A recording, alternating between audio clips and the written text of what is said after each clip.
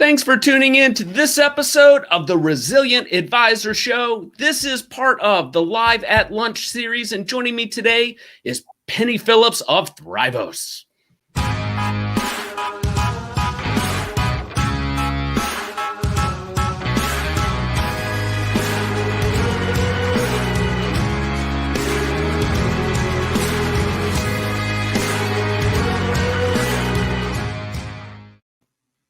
Penny, thanks for coming on for another Live at Lunch episode. You know, these have become really popular, I think, just because you're so genuine and authentic in the way you talk about issues advisors are facing on practice management issues. And in preparing for this particular episode, you said top of mind is something that I'm hearing myself. What do you do when somebody on your team does not want to come back in the office? How do you set policies, et cetera? So tell us, what are your thoughts? What are you advising clients?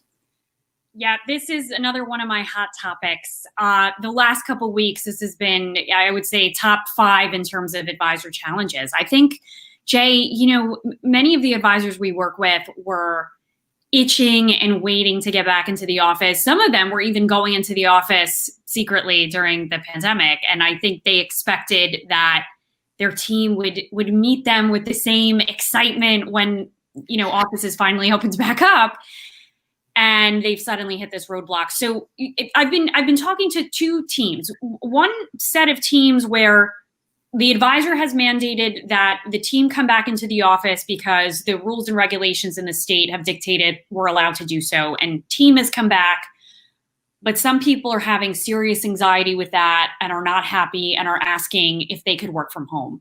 Or we have the advisors who've been a little bit more lax and have said, hey, they've done the passive aggressive thing, like you can come back in if you want, when really they want the team to come back in, but the team doesn't come back in and then they're mad at the team. So we have sort of 2 sides of the equation. And my advice to advisors has been the following. Number 1, folks, give yourselves permission to not have to make any formal decisions until 2021.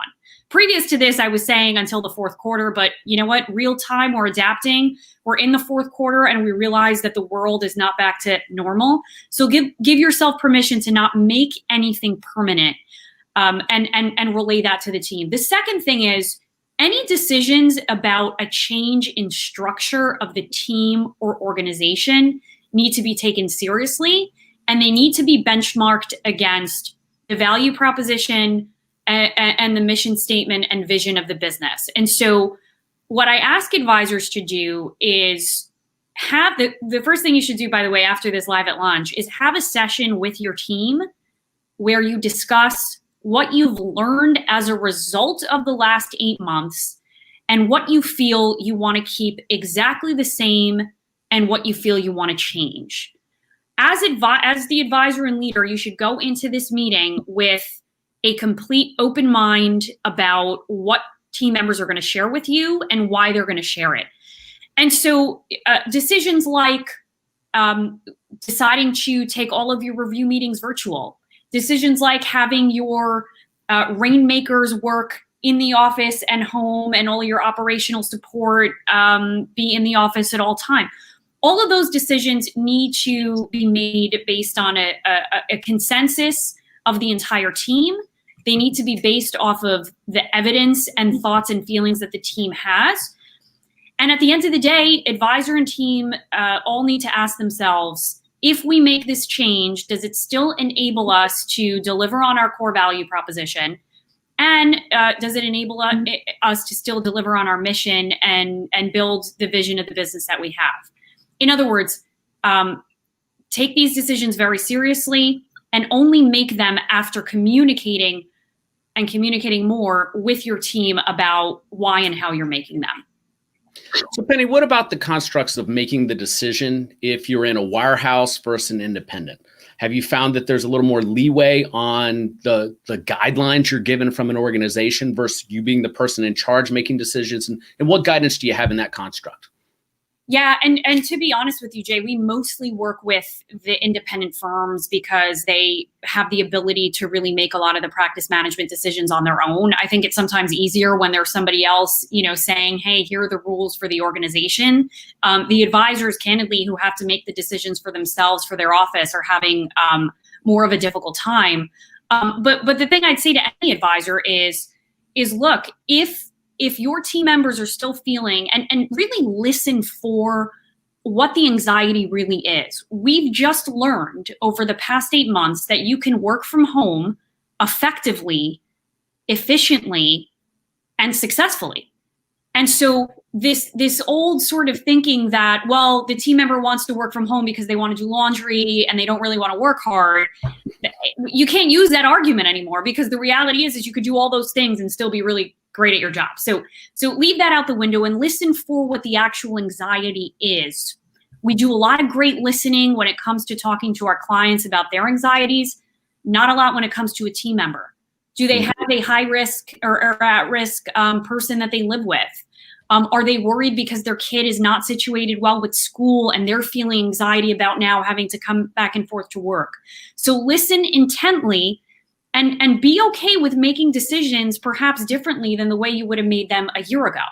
I can tell you, Jay, that no matter what decision an advisor makes, their business is not going to fail. If you decide, look, we're going to let people work from home through year end and relook at the situation in January, guess what? Nothing is going to happen. You're still going to have a thriving business. The last thing I'll say is sometimes it's perfectly okay to allow clients to make the decision. Nothing wrong with sending out a survey monkey out to your clients and saying, hey, we're thinking about making some organizational changes next year as a result of what we've learned this year. How would you feel about doing, virtual reviews?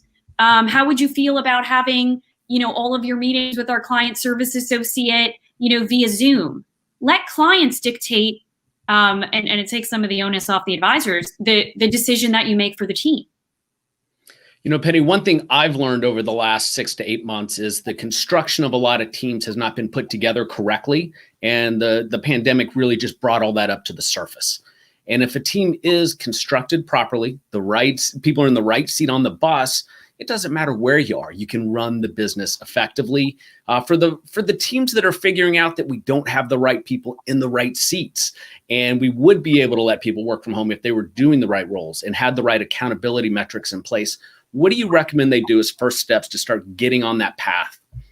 You're so right. And I think when there's chaos and disruption like this, we start to realize, perhaps some of the mistakes that we made, when we were first building the business.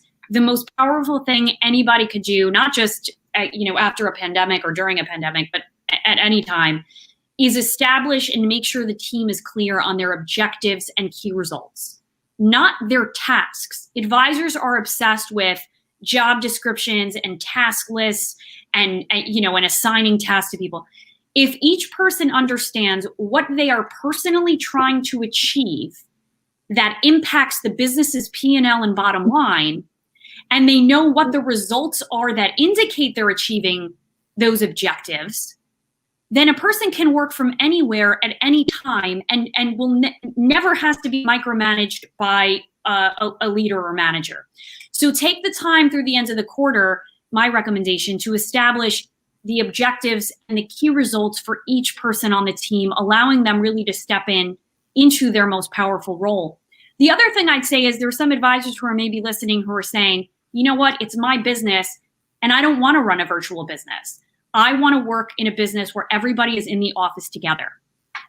After you've done that session with your team, after you've double checked your vision statement and value proposition, you've collected feedback from clients and team members. If that is your decision, then the honest truth is you have to be prepared to manage turnover. That's something I spoke about last week on my Wednesday Wisdom. Perfectly okay to say, look, folks, our vision is to create a brick and mortar, business where people can walk in and meet with us, and that's what we want. As a leader, you have the right to make that decision, but you have to be willing to manage the consequences if people are not aligned with that anymore. Excellent. As we wrap up here, because Penny and I want to keep these under 10 minutes going forward, so we provide as much value as possible. Penny mentions objectives and key results. Anybody who's been through my consulting program knows that the backbone are OKRs, and I give away our program. If you're interested in learning how OKRs can affect you as a financial advisor, shoot me an email, podcast@jcoulter.com, and I'll send you all the resources you need to implement OKRs in your business. Penny, thank you so much for coming on the show again. Thanks, Jay.